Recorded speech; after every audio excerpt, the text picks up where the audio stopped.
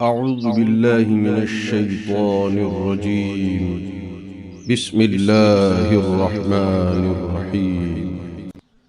الحمد لله الذي أنزل على عبده الكتاب ولم يجعل له عوجا قيما لينذر بأسا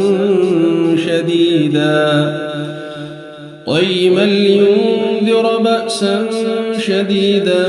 من لدنه ويبشر المؤمنين الذين يعملون الصالحات أن لهم أجرا حسنا ماكثين فيه أبدا وينذر الذين قالوا اتخذ الله ولدا ما لهم به من علم ولا لآبائهم كبرت كلمة تخرج من أفواههم إن يقولون إلا كذبا فلعلك باخع نفسك على آثارهم إن لم يؤمنوا بهذا الحديث أسفا إنا جعلنا ما على الأرض زينة لها لنبلوهم أيهم أحسن عملا وإنا لجاعلون ما عليها صعيدا جرزا أم حسبت أن أصحاب الكهف والرقيم كانوا من آياتنا عجبا أم حسبت أن أصحاب الكهف والرقيم كانوا من آياتنا عجبا إذ أوى الفتية إلى الكهف فقالوا ربنا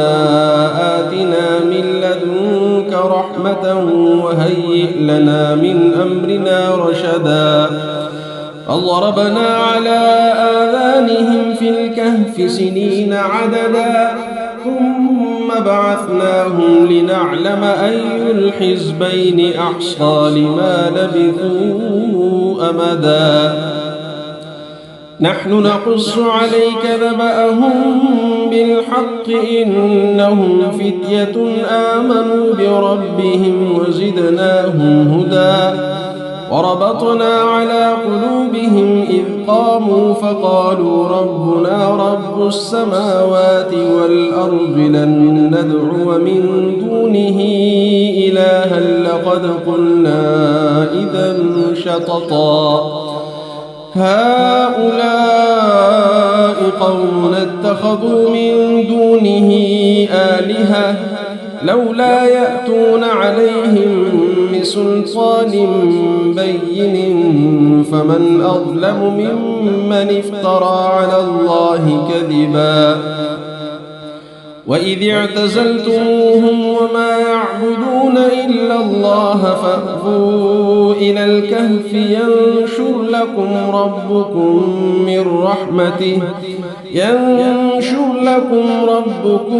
من رحمته ويهيئ لكم من أمركم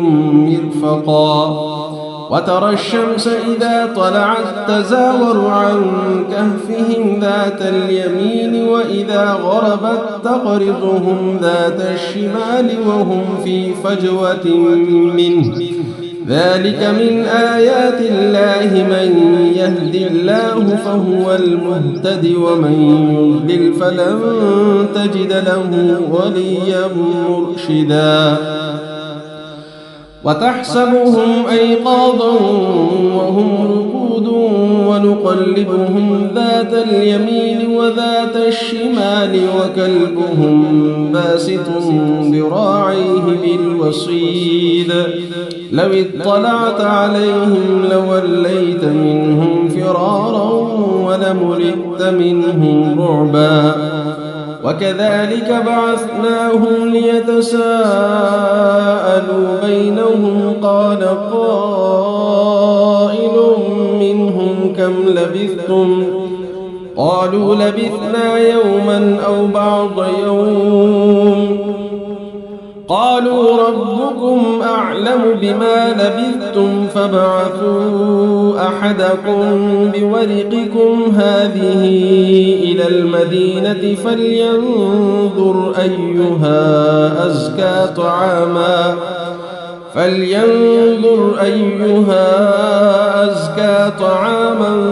فليأتكم برزق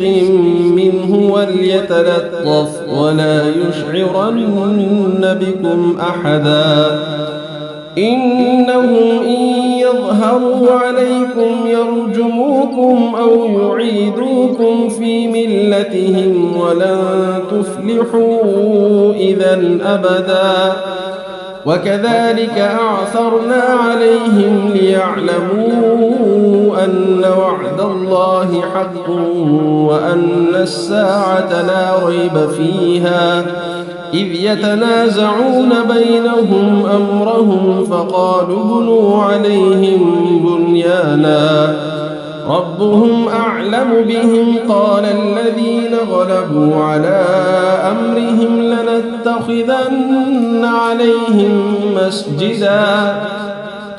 سيقولون ثلاثة رابعهم كلبهم ويقولون خمسة سادسهم كلبهم رجما بالغيب ويقولون سبعة وثامنهم كلبهم قل ربي أعلم بعدتهم ما يعلمهم إلا قليل فلا تمار فيهم إلا مراء ظاهرا ولا تستفت فيهم منهم أحدا ولا تقولن لشيء إني فاعل ذلك غدا إلا أن يشاء الله واذكر ربك إذا نسيت وقل عسى أن يهديني ربي لأقرب من هذا رشدا ولبثوا في كهفهم 300 سنين وازدادوا 9 قل الله أعلم بما لبثوا له غيب السماوات والأرض أبصر به وأسمع ما لهم من دونه من ولي ولا يشرك في حكمه أحدا واتل ما أوحي إليك من كتاب ربك لا مبدل لكلماته ولن تجد من دونه ملتحدا واصبر نفسك مع الذين يدعون ربهم بالغداة والعشي يريدون وجهه ولا تعد عيناك عنهم تريد زينة الحياة الدنيا ولا تطع من أغفلنا قلبه عن ذكرنا واتبع هواه وكان أمره فرطا وقل الحق من ربكم فمن شاء فليؤمن ومن شاء فليكفر إنا أعتدنا للظالمين نارا أحاط بهم سرادقها وإن يستغيثوا يغاثوا بماء كالمهل يشوي الوجوه بئس الشراب وساءت مرتفقا إن الذين آمنوا وعملوا الصالحات إنا لا نضيع أجر من أحسن عملا أولئك لهم جنات عدن تجري من تحتهم الأنهار يحلون فيها من أساور من ذهب ويلبسون ثيابا خضرا من سندس واستبرق متكئين فيها على الأرائك نعم الثواب وحسنت مرتفقا واضرب لهم مثل الرجلين جعلنا لأحدهما جنتين من أعناب وحففناهما بنخل وجعلنا بينهما زرعا كلتا الجنتين آتت أكلها ولم تظلم منه شيئا وفجرنا خلالهما نهرا وكان له ثمر فقال لصاحبه وهو يحاوره أنا أكثر منك مالا وأعز نفرا ودخل جنته وهو ظالم لنفسه قال ما أظن أن تبيد هذه أبدا وما أظن الساعة قائمة ولئن رددت إلى ربي لأجدن خيرا منها منقلبا قال له صاحبه وهو يحاوره أكفرت بالذي خلقك من تراب ثم من نطفة ثم سواك رجلا لكن هو الله ربي ولا أشرك بربي أحدا ولولا إذ دخلت جنتك قلت ما شاء الله لا قوة إلا بالله إن ترني أنا أقل منك مالا وولدا فعسى ربي أن يؤتيني خيرا من جنتك ويرسل عليها حسبانا من السماء فتصبح صعيدا زلقا أو يصبح ماؤها غورا فلن تستطيع له طلبا وأحيط بثمره فأصبح يقلب كفيه على ما أنفق فيها وهي خاوية على عروشها ويقول يا ليتني لم أشرك بربي أحدا ولم تكن له فئة ينصرونه من دون الله وما كان منتصرا هنالك الولاية لله الحق هو خير ثوابا وخير عقبا واضرب لهم مثل الحياة الدنيا كماء إن أنزلناه من السماء فاختلط به نبات الأرض فأصبح هشيما تذروه الرياح وكان الله على كل شيء مقتدرا المال والبنون زينة الحياة الدنيا والباقيات الصالحات خير عند ربك ثوابا وخير أملا ويوم نسير الجبال وترى الأرض بارزة وحشرناهم فلم نغادر منهم أحدا وعرضوا على ربك صفا لقد جئتمونا كما خلقناكم أول مرة بل زعمتم أن لن نجعل لكم موعدا ووضع الكتاب فترى المجرمين مشفقين مما فيه ويقولون يا ويلتنا ما لهذا الكتاب لا يغادر صغيرة ولا كبيرة إلا أحصاها ووجدوا ما عملوا حاضرا ولا يظلم ربك أحدا وإذ قلنا للملائكة اسجدوا لآدم فسجدوا إلا إبليس كان من الجن ففسق عن أمر ربه أفتتخذونه وذريته أولياء من دوني وهم لكم عدو بئس للظالمين بدلا ما أشهدتهم خلق السماوات والأرض ولا خلق أنفسهم وما كنت متخذ المضلين عضدا ويوم يقول نادوا شركائي الذين زعمتم فدعوهم فلم يستجيبوا لهم وجعلنا بينهم موبقا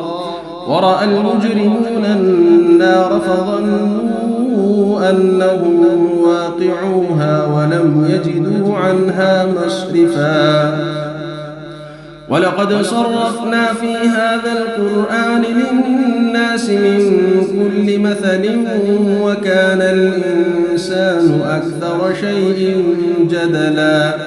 وما منع الناس أن يؤمنوا إذ جاءهم الهدى ويستغفروا ربهم إلا أن تأتيهم سنة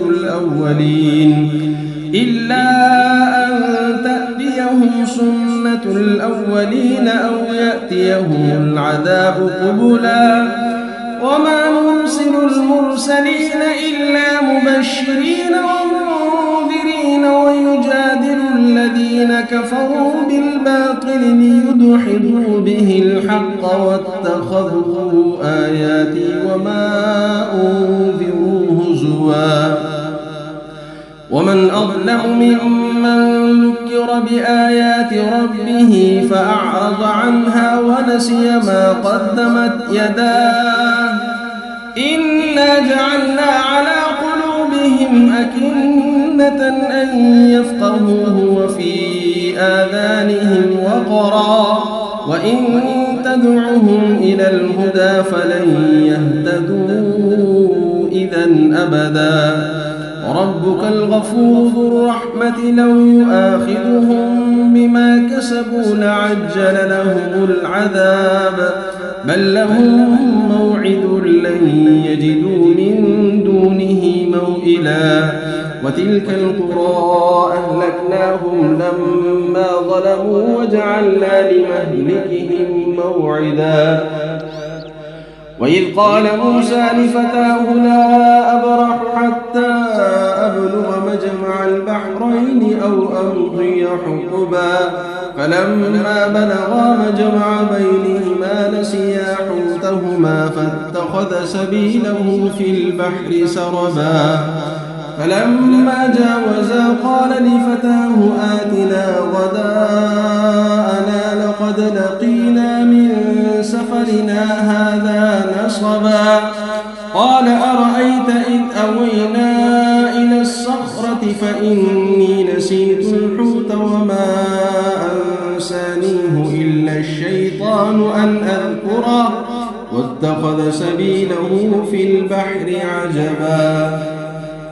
قال ذلك ما كنا نبغي فارتدا على آثارهما قصصا فوجدا عبدا من عبادنا آتيناه رحمة من عندنا وعلمناه من لدنا علما قال له موسى هل أتبعك على أن تعلمني مما علمت رشدا قال إنك لن تستطيع معي صبرا وكيف تصبر على ما لم تحط به خبرا قال ستجدني إن شاء الله صابرا ولا أعصي لك أمرا قال فإن اتبعتني فلا تسألني عن شيء حتى أحدث لك منه ذكرا فانطلقا حتى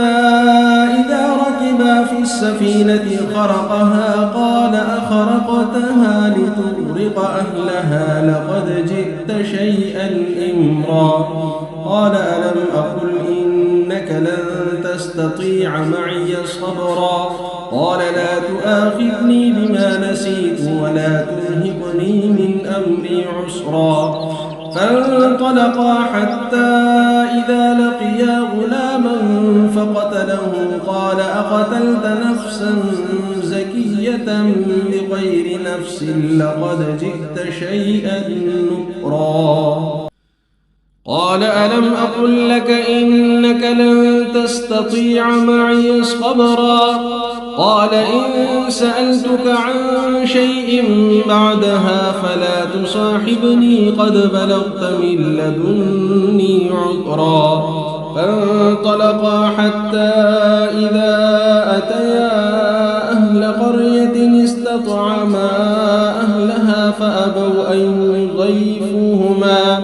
فأبوا أن يضيفوهما فوجدا فيها جدارا يريد أن ينقض فأقامه قال لو شئت لاتخذت عليه أجرا قال هذا فراق بيني وبينك سأنبئك بتأويل ما لم تستطع عليه صبرا أما السفينة فكانت لمساكين يعملون في البحر فأردت أن أعيبها وكان وراءهم ملك يأخذ كل سفينة غصبا وأما الغلام فكان أبواه مؤمنين فخشينا أن يرهقهما طغيانا وكفرا فأردنا أن يبدلهما ربهما خيرا منه زكاة وأقرب رحما وأما الجدار فكان لغلامين يتيمين في المدينة وكان تحته كنز لهما وكان أبوهما صالحا فأراد ربك أن يبلغا أشدهما ويستخرجا كنزهما رحمة من ربك وما فعلته عن أمري ذلك تأويل ما لم تسطع عليه صبرا ويسألونك عن ذي القرنين قل سأتلو عليكم منه ذكرا إنا مكنا له في الأرض وآتيناه من كل شيء سببا فأتبع سببا حتى إذا بلغ مغرب الشمس وجدها تغرب في عين حمئة ووجد عندها قوما قلنا يا ذا القرنين إما أن تعذب وإما أن تتخذ فيهم حسنا قال أما من ظلم فسوف نعذبه ثم يرد إلى ربه فيعذبه عذابا نكرا وأما من آمن وعمل صالحا فله جزاء الحسنى وسنقول له من أمرنا يسرا ثم أتبع سببا حتى إذا بلغ مطلع الشمس وجدها تطلع على قوم لم نجعل لهم من دونها سترا كذلك وقد أحطنا بما لديه خبرا ثم أتبع سببا حتى إذا بلغ بين السدين وجد من دونهما قوما لا يكادون يفقهون قولا قالوا يا ذا القرنين إن يأجوج ومأجوج مفسدون في الأرض فهل نجعل لك خرجا على أن تجعل بيننا وبينهم سدا قال ما مكنني فيه ربي خير فأعينوني بقوة أجعل بينكم وبينهم ردما آتوني زبر الحديد حتى إذا ساوى بين الصدفين قال انفخوا حتى إذا جعله نارا قال آتوني أفرغ عليه قطرا فما استطاعوا أن يظهروه وما استطاعوا له نقبا قال هذا رحمة من ربي فإذا جاء وعد ربي جعله دكاء وكان وعد ربي حقا وتركنا بعضهم يومئذ يموج في بعض ونفخ في الصور فجمعناهم جمعا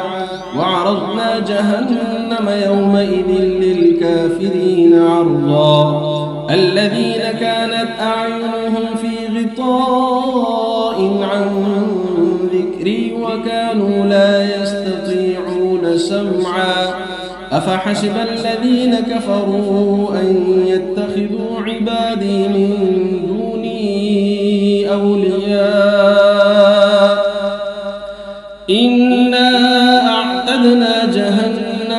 للكافرين نزلا قل هل ننبئكم بالأخسرين أعمالا الذين ضل سعيهم في الحياة الدنيا وهم يحسبون أنهم يحسنون صنعا أولئك الذين كفروا بآيات ربهم ولقائه